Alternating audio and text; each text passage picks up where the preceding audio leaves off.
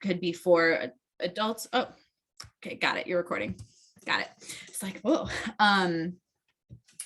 And so this is something that happens dynamically. These evaluations are not a one and done. They're not a get in, get out, and then like see you never. These, they take quite a bit of time. There are no prerequisites for AAC. There are not any skills that a student has to demonstrate in order to use augmentative communication. And we'll talk about what we might do for students with various skills.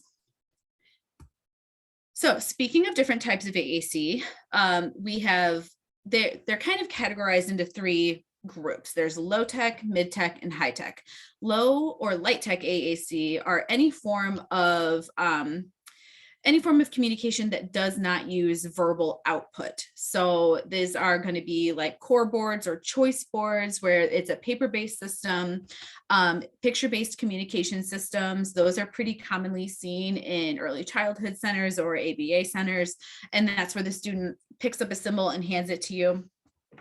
We've got a pod book there. That's a pragmatic organizational display. And then there's a CVES, which is a core vocabulary exchange system.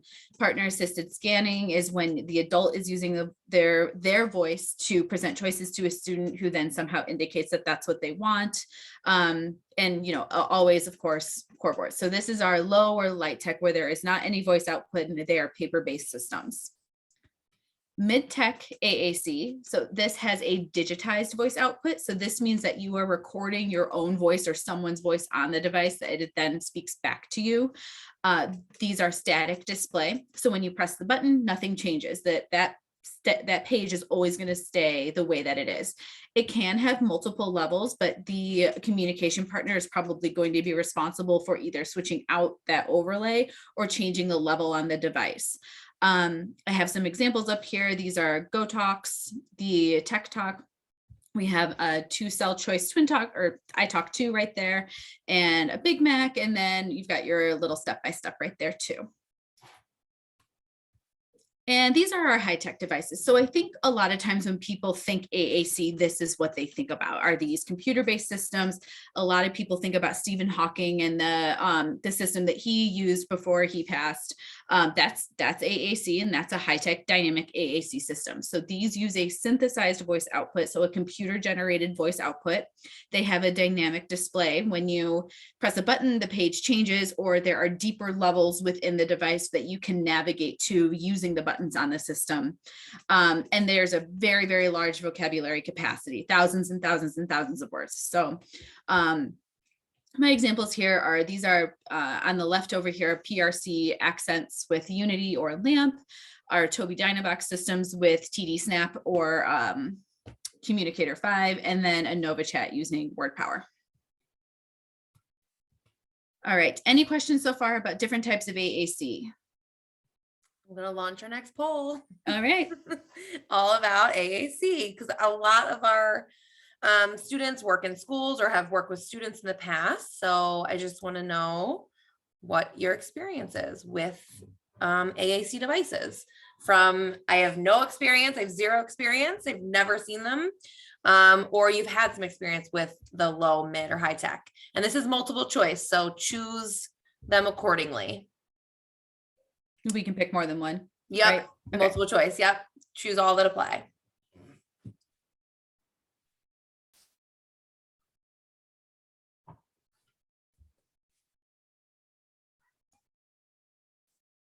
All right. We have 100%. So yeah. So a lot of you have had experience, which is awesome. Yeah. And I think, a lot of times when I get referrals to see a student, they'll say this student has no experience with AAC. It's one of the questions on a referral. And I always remind people that that's probably not true if you have a student with significant needs, because you've probably presented them with a choice board or given them pictures of things to point to. Like, that counts. That's definitely AAC. And so those are things that we would want to think about and want to know in terms of choosing a system for a student, but we will get into that. So back to feature matching. There we go. This is defined as the systematic way in which a person's strengths, abilities, and needs are matched to the available resources. So what does this student need? what skills do they already have, and how can we use those to access communication? So I'm looking at what they can do now, and then what they're going to be able to do, and then how we can use that to give them the best ability to communicate. Number one is access. Access means, how are you physically going to get after this system, right? Are you going to be able to isolate a finger and touch on a touch screen? Or can you not use your hands at all, and you need to use your gaze to select for you? Switch access is another option. So some students have a switch that might be in front of their hand, but maybe at their shoulder, maybe at their head, where they can press that to indicate that that's their selection. Finding the appropriate switch access point, it can also be a separate dynamic process. It's not always a hand. And you can use elbow, you can use your foot, you can use your head, you can use we have a lot of students that do this. So they can't reach, but they can flip. And some students can use two switches. So they have their mover, and then they have their selector. This is something that needs to be taught to the students, but if they can't use their hands to isolate and point, then we need to figure out something else for them. And this is how we can help them to access the system to communicate. Eye gaze, we have our high-tech eye gaze system. So that picture on that actually isn't eye gaze, that's using a switch. So using on the left, he's using a switch you can see his fist hitting that red switch in front of him, and he's selecting on the screen. So that the screen is moving for him, and then he's selecting the one he wants when it gets to the one that he wants.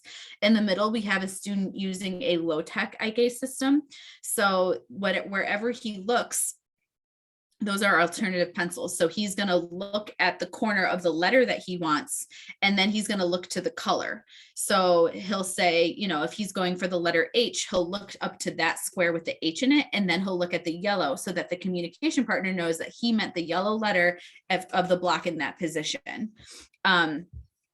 It's, some of our students can't use switches and they can't use their hands. So gaze is what we've got left, and that can be a very efficient means of communication for them.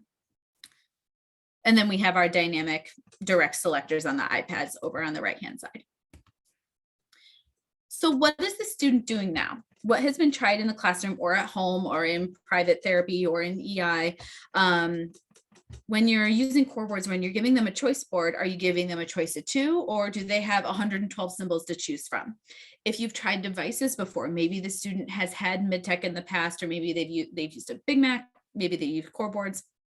Why was this successful, or why not? Like, why wasn't this working for this student? Or maybe it did work and you're looking for more vocabulary, or you're looking for something different. Some nice resources to figure out the student's communication level are the communication matrix, which used to be free and now it's not, which is a huge bummer. And the DAG2, which stands for the Dynamic AAC Goals Grid. It really breaks down student skills. When you're looking at a student's communication and you give them a standardized speech therapy test, it's just going to say, yeah, they're low.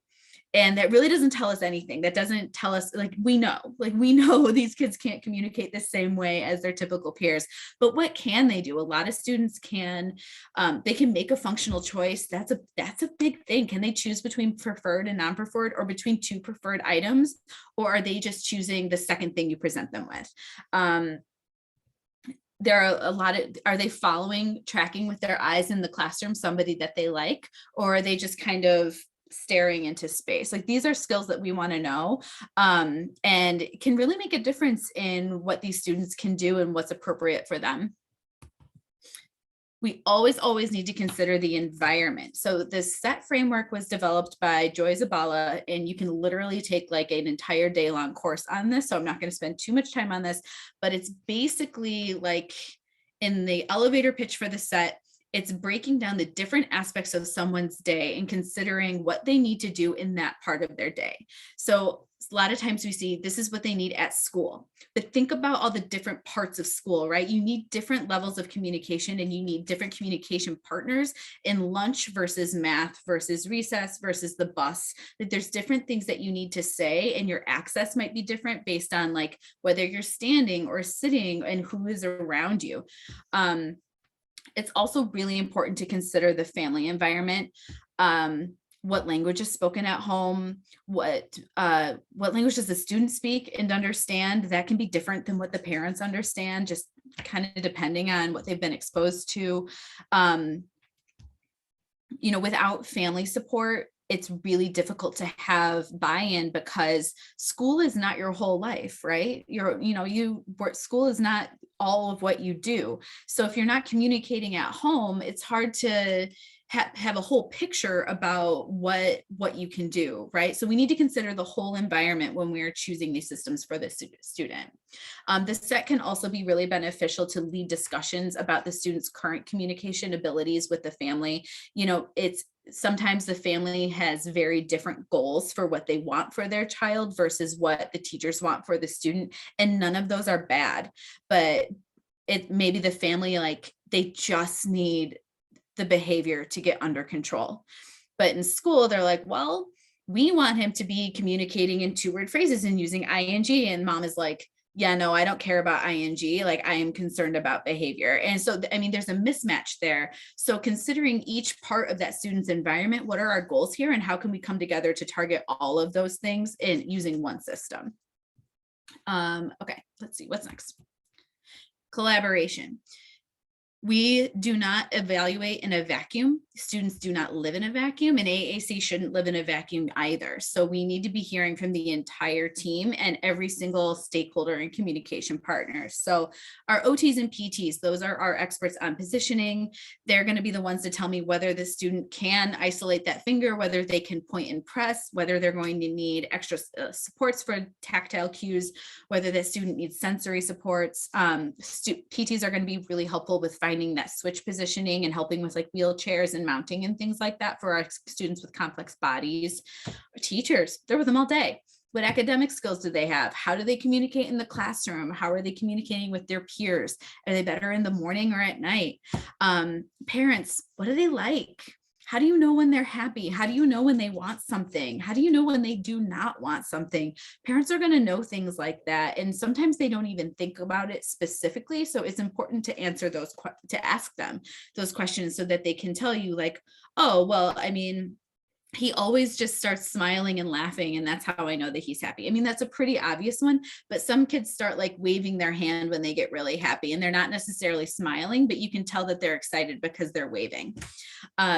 And parents are going to pick up on that, but you might not. You just got there, right? So these are, we need to make sure that we're collaborating with the entire team so that we get a full picture of that student's abilities and communication.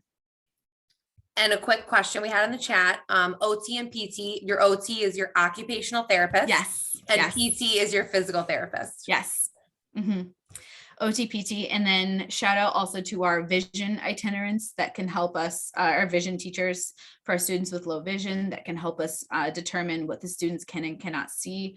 I see a lot of students that have what's called cortical visual impairment, which is there's nothing wrong with their eyes. It's more in their brain that they aren't processing visual information the way that other people do. And it can be really, really tough to know what these students can and cannot see. And our vision teachers are like great resources for that. All right, let's see. Next, communication competence. So our goal overall for everyone is communication competence. This LOS framework was developed by Janice Light in 1989. And this is kind of the gold standard in terms of AAC and communication across settings. So but we don't want to think about them as like silos, or she calls them the pillars. And I don't think that's right because they're not separate, right? Like they're like a giant 4 Venn diagram bubble thing where they all come together and they bleed together. But generally speaking, your linguistic competence is really what you think about when you think about communication. So how many words are you using? How long are your sentence phrases? Are you using grammatically correct words? Are you using verbs versus adjectives versus adverbs versus nouns? Like what words are you using? What's your linguistic abilities? Operational. Can you carry a device? Can you turn it off, on and off? Can you adjust the volume? Do you know how to change the settings on your device? Can you charge it yourself? Do you know at the end of the day that you need to plug it in? Those are important things to know. Socially. So, some of our kids, they have those linguistic skills. They have a lot of words, they have a lot of vocabulary, but you try and make a conversation with them and they're just like, yeah. They struggle with interaction. They struggle with that conversational turn taking. So that's something else that needs to be specifically targeted to interact in your life, right? Like you need to know how to interact with other people. You might have those linguistic skills, but you need to know how to interact with other humans in order to use them and to function in daily life. And then the strategic competence. What happens when someone doesn't understand you? What happens when you hit the wrong button on your device? Do you know how to fix it? Do you know how to use the back button? Do you know how to say, wait a second, that's not what I meant to say? It's a really important strategy for everyone to learn. And this is a hard one for some of our students, but it's also really important. Okay, I think I wrote myself a note that there was a poll now. I think we have another poll. Yeah. Yep, this is a true false. It's okay to take away a student's AAC device, especially if they're playing around with it or being disruptive.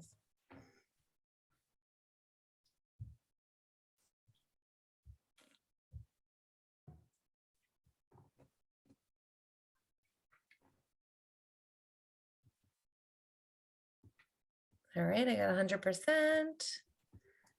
And Caitlin, I'm sure we're gonna talk about this a little bit. All right, most of you got it.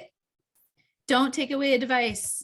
So what do we say? It's the equivalent of like putting tape over a speaker's mouth. Like, would you ever go up to a student and like tape their mouth shut? No, right? There are respectful ways that we can teach them, right? To not be disruptive, not play around with their device, right? These are skills. Just like you would teach a kid how to add, a kid how to read, you need to teach them how to use this device. Right. And think about it with typically developing children. When they're babies, they start babbling and it's not socially appropriate. They're like all the time. They don't care where you are. They don't care if you're at church or in a very silent room. They're going to be as loud as they want, but nobody cares because they're a baby, and babies are going to do what they're going to do. But our students or our learners, they're just getting this communication system. So they're learning how to use it too. So they are exploring and they are babbling on it to learn what, if I press this symbol, this is what this says. Now, there are appropriate times to do that and not appropriate times to do that. But if another student was speaking out in class and just saying whatever they wanted, whenever, you would not, as Kate said, duct tape their mouth shut, you would redirect them.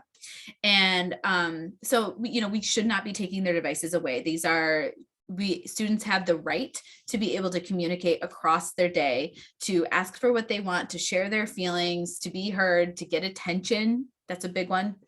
Why do you think they're banging on their device? They probably want some attention. And to be treated with respect and dignity. This communication bill of rights is super, super important. And I was going to drop a link in the chat, but I'm realizing that I can't actually see the chat. Oh, wait, here we go. Let me see if I can do this. So this is I put a graphic on this slide for you, but here's a link to like the actual communication bill of rights from the American Speech and Hearing Association. Don't take kids' devices away. It's their voice. You don't want to remove their voice. When you remove their voice, you remove their independence and their ability to communicate. Okay. So now that we have gathered all that information, we have talked to the parents, we have talked to our other clinicians, we have talked to everyone under the sun. We know what our students' access is. We have kind of an idea of what they can already do and what they need to be able to do. Now we're going to go see our actual student.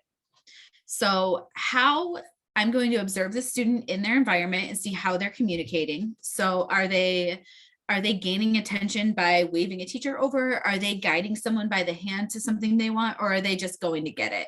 When they don't get what they want, are they fine with it, or are now they on the floor screaming?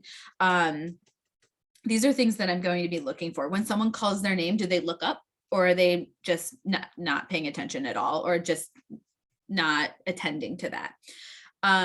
Some of the tools that we can use for evaluations, the TASP is a formal tool that we use to see if the student can categorize, if they can scan and select in a field of like 4, then 8, and all the way up to 128.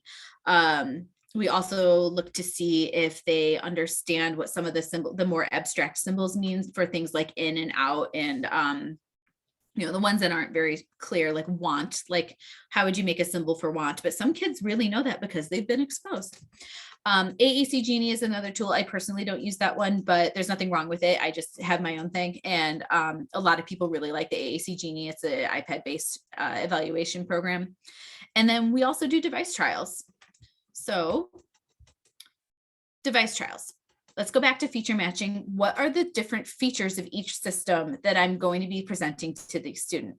So I put a little picture of the hex bugs on here because these are like my kid kryptonite. Like every kid really likes the hex bugs, or they're scared of them. There's either one of they either love them or they're terrified. So I engage them in some kind of motivating activity to get them to use the device to play with me, to do what they want, to do something extra fun. Like they are extra motivated to do this. And then I'm using least to most prompting. So I'm giving them an opportunity to use the system independently. And then if they can't, then I slowly increase the level of cues. So I might say, all right, what are we going to make it do? And then they're like, and so you gesture to the device and they're not really sure what to do still. And so that's when you're going to say, let's make it go. And they're still not really sure. So then you point to the word go, and then they touch go, and you're like, look, you made it go. And you turn it on and it skitters around and everybody's really excited. And then, oh no, it stopped. What do we do now? And maybe this time right away they hit go. So every single time you're giving them the opportunity to perform independently and slowly increasing that level of support. We're also providing aided language stimulation. Aided language stimulation is a very, very fancy way of saying modeling.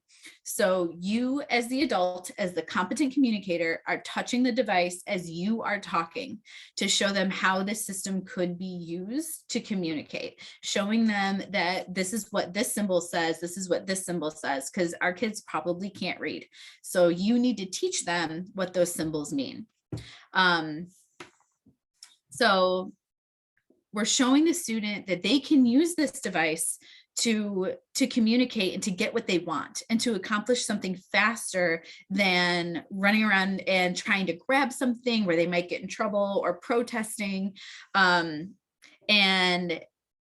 my train of thought, but that's what we're doing with the device trials. And so we're doing that with all kinds of different devices, right? So I might start with a core board and then move up to a mid-tech device. And then I might move up to a high-tech device. And we're basically just seeing like, where is the student successful? Can I get them to combine words? What level of prompting do I need in order to get them to do this? Am I, are they really not improving at all? Even after like 6, 7, 8 times, like they're still not getting it? Or are they like like they get it immediately? Let's bump it up.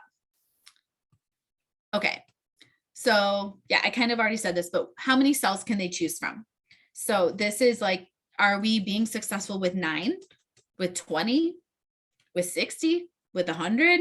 I don't expect any of our students to have all of these symbols memorized at once. I think I hear a lot from parents and from like other providers, like, this is too many. It's too many. He's going to be confused. He can't read that many. That's too many. But I know that he can scan and find that symbol that he wants. And that's what I'm looking for. We don't need them to know all of them right away, but it gives them room to grow. And it gives us a lot more words on that front page that you have easy access to. Some students do need bigger cells.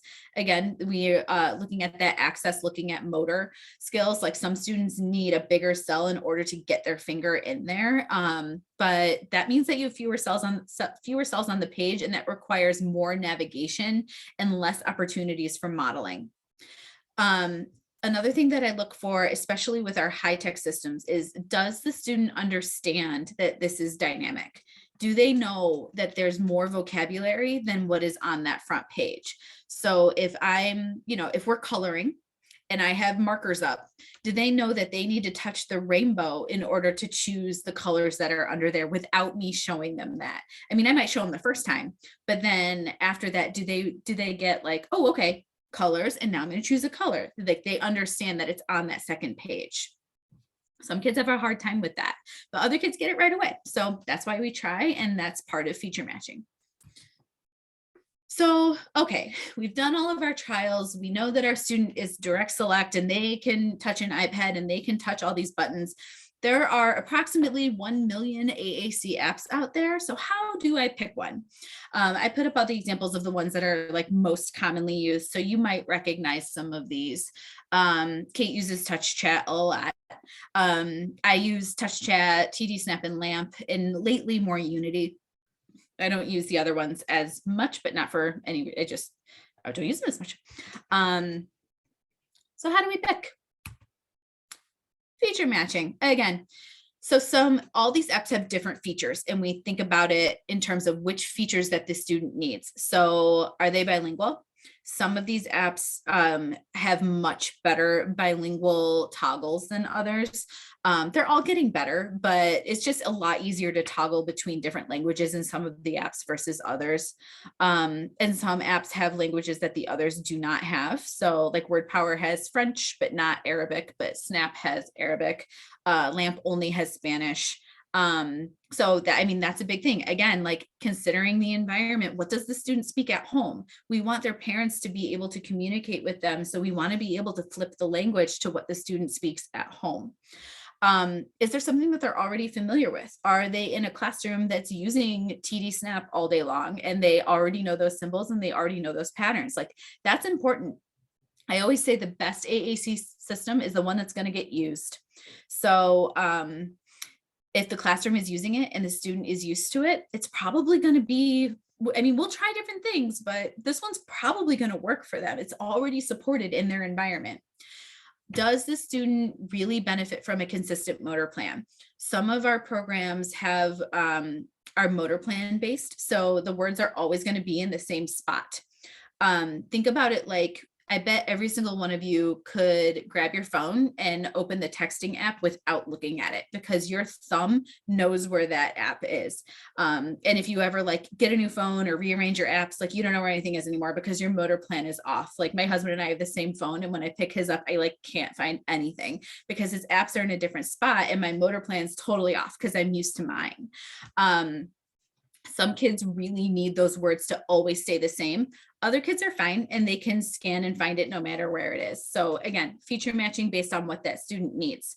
Do they benefit from word prediction? Some apps, when you press a button, the page flips to what you might say next. Like if you say eat, it opens up the food page. Some kids need that and they benefit from it greatly. It helps them to build longer phrases and to really come up with those spontaneous novel utterances. Other students get really confused and they don't like that. And they want to navigate themselves. They don't want the system to do it for them. So again, it's what they can do and what benefits them. Can they type? Do they know any sight words? If you're literate, we don't need symbols. You don't need symbols if you can read. So that's a huge, huge factor in choosing a system. Sometimes we recommend a symbol-based communication system and then also a predictive typing app that the student can use on a Chromebook too. So yeah, again, it's what the student needs. What else can we try? So, okay, we've picked an app.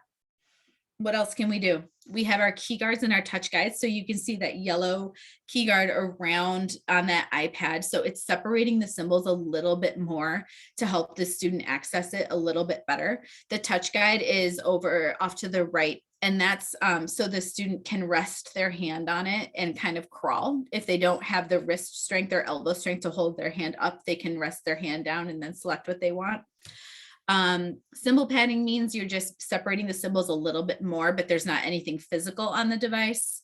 Dwell time, if you have a student that's a tap, tap, tap, tap, tap, tap, tap, tap, a tapper, and it's not serving any communicative function, they're just like stimming on it. You can change the dwell time so that you have to consciously press for like 0.2 seconds. So not very long, but you have to press on it in order for the voice output to activate.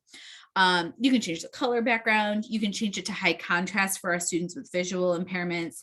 And then if you have a student that's scanning, so they're looking at like blocks or the system is like this one or this one or this one, and then they select with a switch. You can change the scan pattern. So you can go like column, column, column, or you can go row.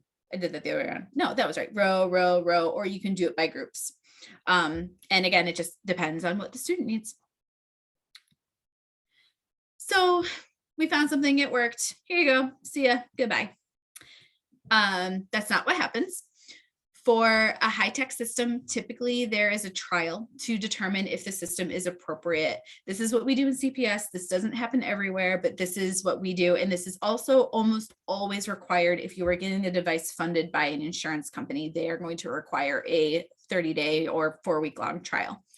So during this trial, we expect the classroom to be taking data on a couple of activities a day. We help the team develop an implementation plan for what goals are you targeting, in what activities are you targeting these goals, and then let's pick some words to target as well to just kind of make it more structured in terms of it's not just like, here's the device, here you go, good luck. Like, okay, we're going to target these 10 words. There's 60 on the page, but let's target 10. And it helps to structure it better so that people aren't overwhelmed. Best practice would be training for all stakeholders, which includes parents and siblings and teachers and paraprofessionals and clinicians. Everybody should be trained in how to use the system and included on the implementation plan. So how do we know if this system worked? How do we know after all of that, after the eval, after all the consultations, you did a trial, how do we know if this was the right system for this student?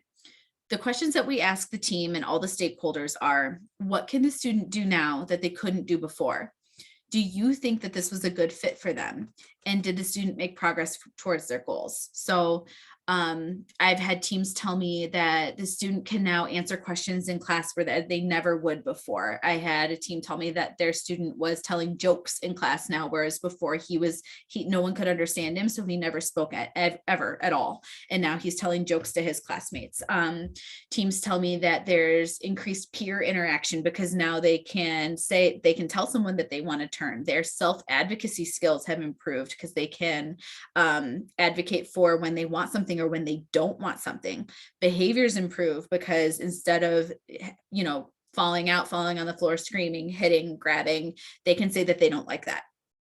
It's super important. We don't expect students to be independent after 1 month, but we do expect there to be some progress. Did we see any kind of improvement and progress towards those goals? And always, our decisions are data-driven. So we want to see data showing that you used this in class, this was used in their environment, and that we did see a progression towards their goals. So don't forget, no matter what, the student is always going to need a low-tech backup. So you have a high-tech system, you have an iPad-based system, you are still going to need a paper-based system as a backup, whether that's for someone to model on the side, whether that's for some academic specific vocabulary. These devices have a lot of words, but they don't have everything. So it might be easier to just have a printout on the side so that you can point to and combine with your core words. It's technology, it dies, things happen, things break. Like, Sometimes you're not going to have it. And also sometimes people go to the pool and are outside sledding, and like maybe don't bring your high-tech system sledding or ice skating. Like that may not be the best idea, but that doesn't mean that you shouldn't be able to communicate. So you'll still have a system, it just won't be your high-tech system. All stakeholders should be trained on how to use this. I think the biggest thing is typically people are very intimidated by the devices, but it's truly just getting started. Just start touching the device, just start touching the words as you are talking, and you'll get there. It just takes practice. You don't really need to know how to like edit and mess with all the settings. Like that doesn't need to be adjusted very often. So just start touching the device, just start using it with them, and I promise you'll get better at it. And that's what aided language input is. So when you're working with a student and you say, all right, it's time to go, we're going to go upstairs. That should be happening all the time, but collaboration is definitely key. We want to be making sure that we're talking to our speech pathologists and all the other teachers that the student works with, and collaborating with the parents, and just making sure that everyone's on the same page. And that's it. So I flew through that. I feel like last year it took me the full hour, but I was talking really fast this year. I've had more coffee than I usually do. I'm exhausted and I'm like, so much. No, I know. So much information. It's a lot of information. It's so a I lot want of you all to information. like just. I will also tell you, like, I have a master's degree in speech pathology. I did not come out of grad school knowing this. Like, not like this was like I knew what AAC was, but I could not have done this job right out of school after 4 years of undergrad and then 2.5 years of master's. Like, no, like this is very like learn on the job, years of experience, like learning how to do this. And so my advice is truly to take it one student at a time, one word at a time. And if you encounter a student with AAC, don't freak out. Like it's not as hard as you think it is. Start touching the device. And if you need an eval, you should reach out to your speech pathologist. Typically for, especially for insurance evaluations, there does have to be a speech pathologist involved. Like the Medicaid won't accept an evaluation if there's not a speech pathologist signature on there. But I mean, it varies by insurance company because it always does. But yeah, typically you will need a speech pathologist involved in order to obtain a device. But that doesn't mean that you can't be knowledgeable about AAC and know what to implement and try things without your speech path being there. Let's see, anything else?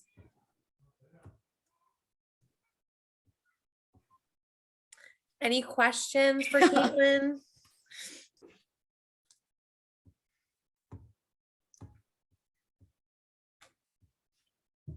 Feel free to unmute and ask or put it in the chat. I got a question for you. Yeah. In the beginning, you came up with a few different options of core board, right? Like a core board and would you mind? Thank you. Yeah. Let's go see the low tech device. Yes, the low tech device. So this pod, the big book, the big binder, right? Yep. Why it is so difficult to use? First of all, I have two issues with that. First of all, it's so heavy. It's heavy. It's so hard to. It's not. I think it's too big to walk around with it. And then the second thing is like, okay, you got something from the first page. Now you're going to flip. Now I know that as you use more, as you get more practice, you'll get more familiar with it. Just like how you use the high-tech device, like a GoTag and touchpad and all that. This one is so hard for me. I don't know why, but it's too hard. Yeah, I think Pod is its own thing. Like it's really different from any other form of AAC. Most AAC really focuses on core vocabulary and using those sentence building words, but POD focuses on the pragmatics. So it's like I have something to say. And then when you have something, so you have something to say, okay, what do you want to talk about? And so it's focusing on that social part of it. And I mean, I don't disagree with you. Like I think that POD is complicated. But you know, it was chosen for that student for a reason, and I wouldn't discount that. So the other thing about POD is that it's like you really need to go to the trainings, but the trainings are really expensive. So like you know, things like that are really frustrating because it's like a barrier to communication and a barrier to learning, because it's like, you know, we created this amazing communication system, but to use it appropriately, you're going to have to pay me $500. The system itself, it's also pretty expensive. Like you can't just find those sheets online.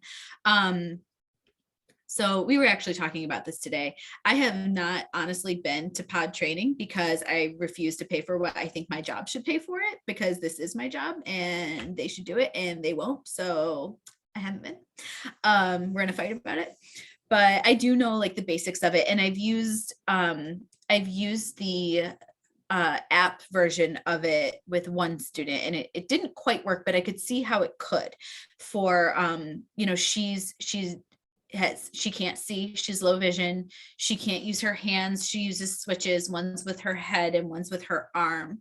And so for her, teaching her how to scan through core words isn't motivating, but teaching her how to scan through, I have something to say, and then I want to talk about this, and I need something, or yeah, I can't remember them off the top of my head, but it made more sense for a student that is that complex, that needed to talk about things instead of communicating the core words, because she just wasn't quite getting it.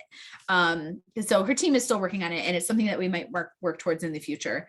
But yeah, POD is definitely its own thing, but it's an option. And like I said, I feel like I'm like talking smack about POD. Like it can be such a good system for some students. And I would recommend advocating for going to that training, because that will explain it all to you. I mean, I hear people come out of that training thinking that like everyone should have POD. Why do we use iPads? You know, it's kind of like drinking the Kool-Aid type of situation, but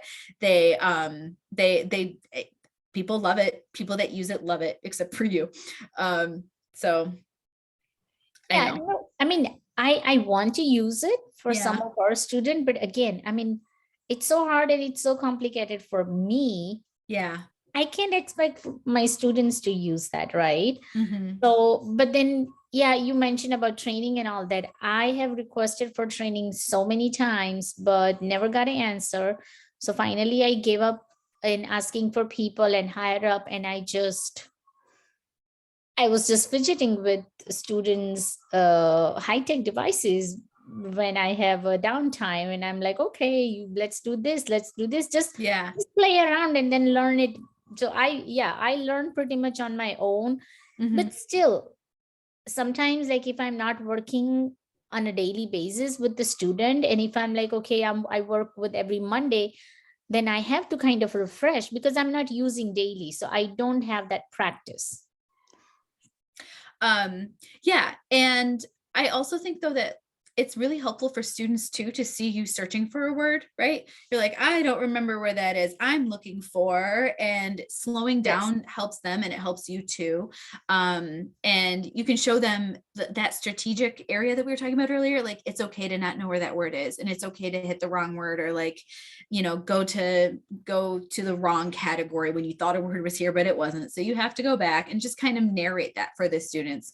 And yeah, I mean, that happens to me too. And I'm usually trying to do it upside down while I'm working with the student. I can never find anything like trying to I read don't upside know. down.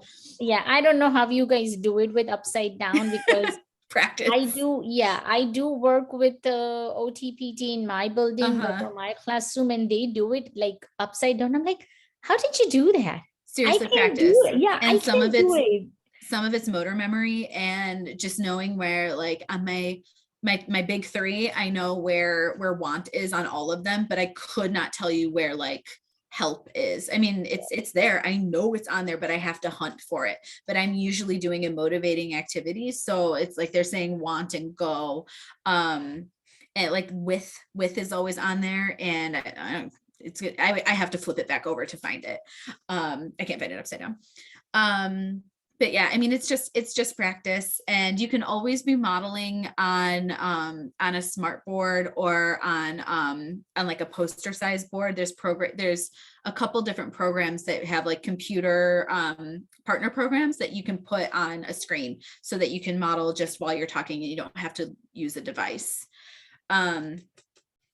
Ariel said, are there other trainings like POD that are very expensive or that may be difficult to get employers to pay for? I mean, yeah, I'm sure there are. The only other one I can think of off the top is PEX. PEX is a brand name, and I am not allowed to train in PEX, even though I have been trained in PEX, because they require you to go to their official training in order to deliver PEX in order to implement PEX with students. It's the picture exchange communication system. It's this blue binder right here. And that's a pretty full one, but it has a very rigid, what's the word I'm looking for? Very rigid step-by-step process and that you implement with the student. It requires 2 adults. And let me tell you, most classrooms cannot use 2 adults with 1 student all the time. So to do it properly it can be tough if you're outside of a clinical setting. But I mean, lots of people do like modified PEX and it works great, but PEX is the only other one I can think of that like requires you to pay for it. The high-tech devices, the like NovaChat with PRC Satillo has Unity and LAMP, and then TouchChat, NovaChat, and TD Snap is like, it was formerly Snap Core. They have a couple different programs too, and they all have so many free trainings. It's so nice. You just go to their websites and there's lots of recorded stuff. They have lots of live webinars as well. And they also have a local rep that will come to your school or do like a free webinar for you. Like they are all about it. And some of that is that like sales aspect of it. Like if you use their products, you're more likely to buy their products, right? But so it's in their best interest to train staff. But I mean, they have tons and tons of free training. So that is really nice. Let's see, for students with limited oral communication skills, do AAC devices help or hinder the oral communication? Ooh, such a good question. It's like the number one question, especially parents, right? Yes. All right. You heard it here. It absolutely does not hinder oral communication.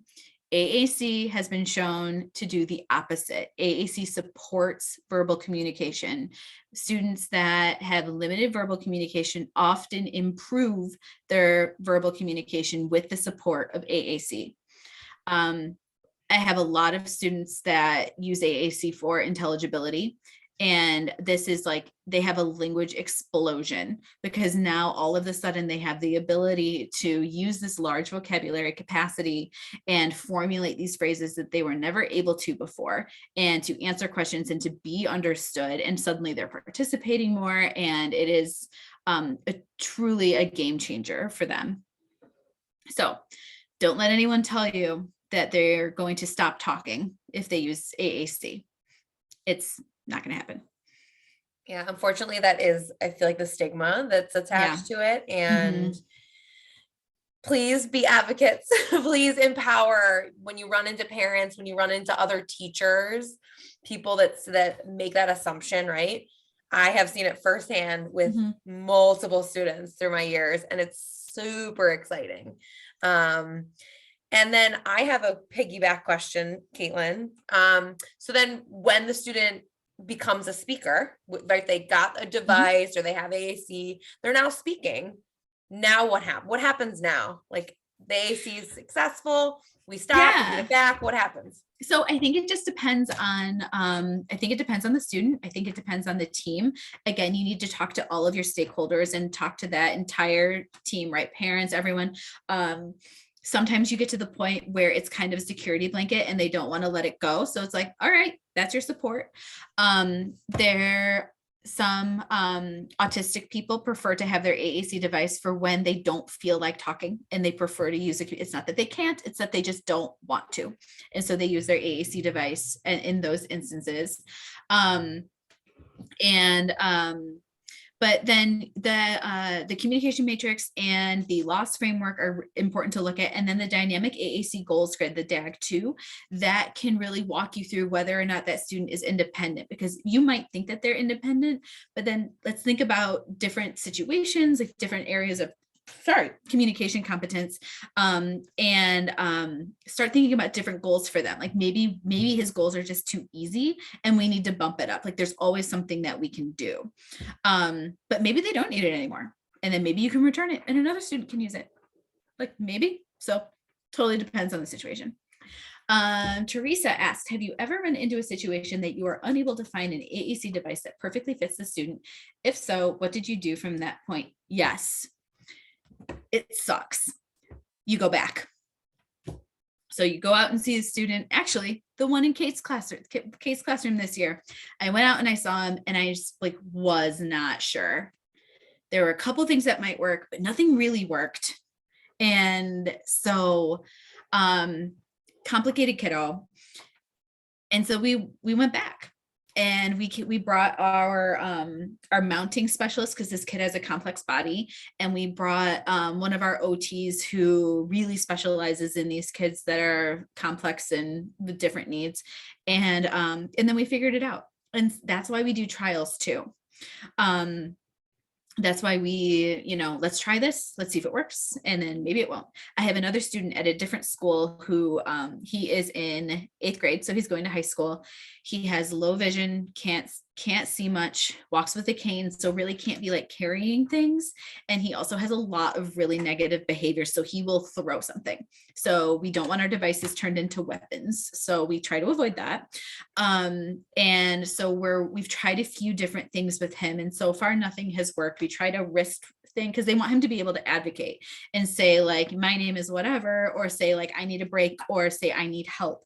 And right now he has no way of doing that outside of behavior. So they tried a wrist talker thing that was attached like a watch that he could press the button and it would say something, and that didn't really work. So now we're trying a belt that has 3 buttons that are like front and sides, so that he knows the placement of them, but that he doesn't have to carry anything, that it would just be on him. So yeah, we're just trying different things. If it doesn't work, we go back and we try something else. I will also say that there is no device that's a forever device. We go out and we make our recommendation, across all this time, and then in a couple years they might need something different. So that's when you just try again. You try something different. It's not working. Why isn't it working? What are the features that did work? What are the features that didn't work? And how can we figure that out from there? I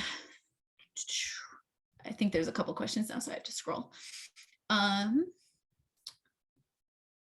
If you have a student who refuses to use their device, how do you determine if it's because it's the wrong device, behavior, or lack of training? Oh my God, good question. Sometimes it's really, really, really difficult to know, but you kind of just have to look at the environment, like use that SET framework, that SETT SET framework, and figure out what's going on here. So are they refusing to use the device because they can't? Are you providing them with motivation to communicate? Has the student been shown how to use their device? Has staff been implementing appropriately? All of these things can be factors leading to device abandonment or student refusal. Sometimes it starts as lack of knowledge and it turns into behavior and just a general refusal, or like learned helplessness, like not doing it. A lot of that can sometimes come from communication being perceived as work. So the iPad comes out and then like, that means it's time to work and I don't want to do any work. So like, get that thing away from me, because I know that means work. And so there needs to be a conversation around changing the perception on the student's end of like, communication is not always work. Communication shouldn't always be work. When you communicate, you can get things that you want. Like you can get snacks, you can get like toys and stuff. Like you get really cool things. So it's finding those motivators, and it can be really tough sometimes, but it's trying different things and making sure that everyone's modeling. I had a student that used to scratch me anytime I tried to model on her device because she didn't want to do anything. So she knew that if I couldn't model on her device, then she didn't have to do any work. So I showed up with a printout of her front page and sat it next to her and just modeled on mine. And she was like, she couldn't believe what just happened. She was shocked.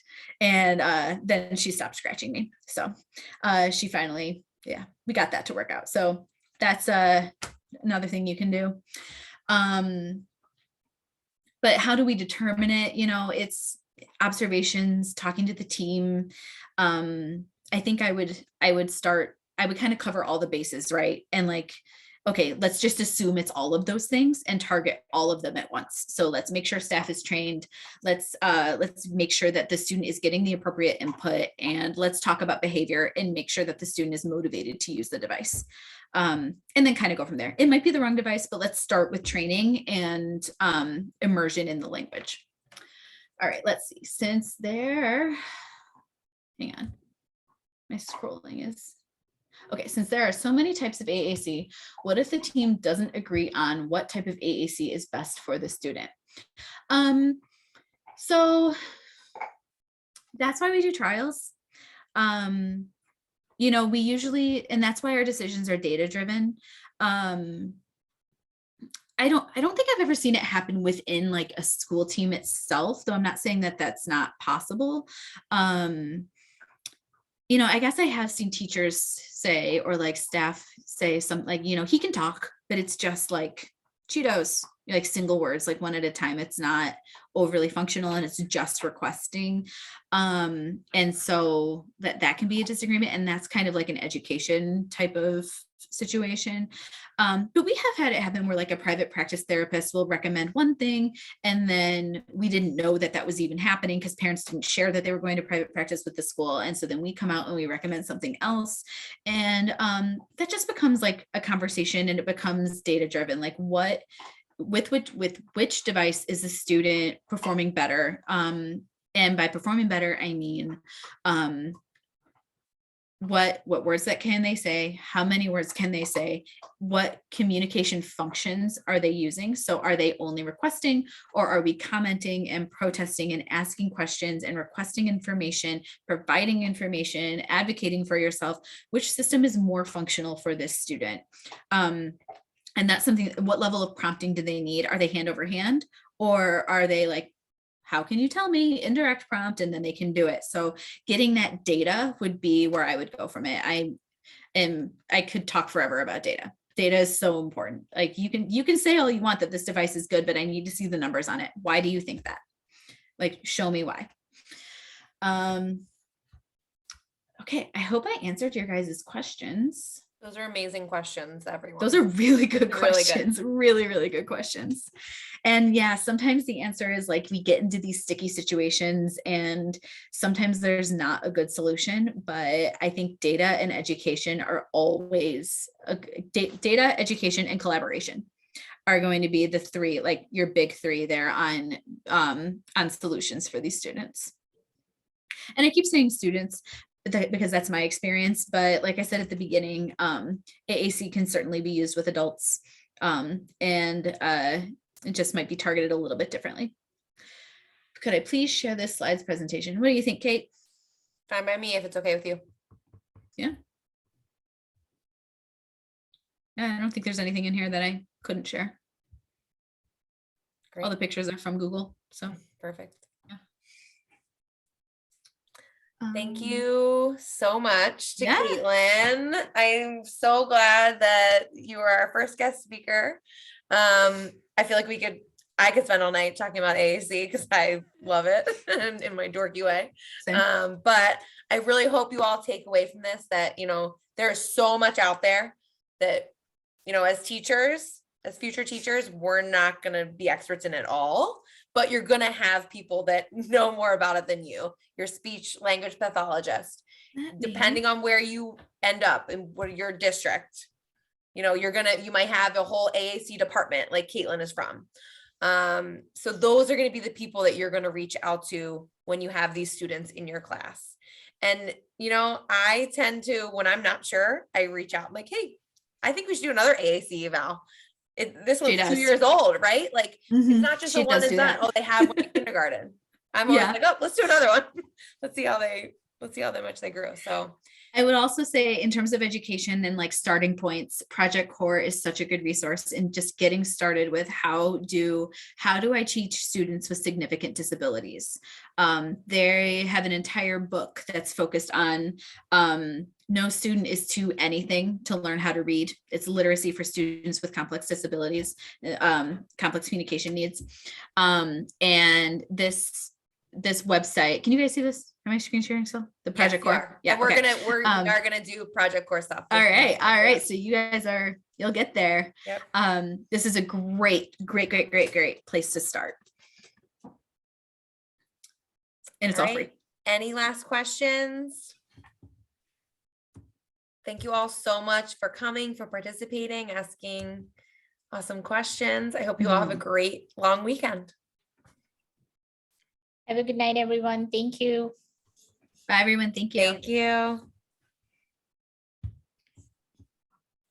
gonna stop recording.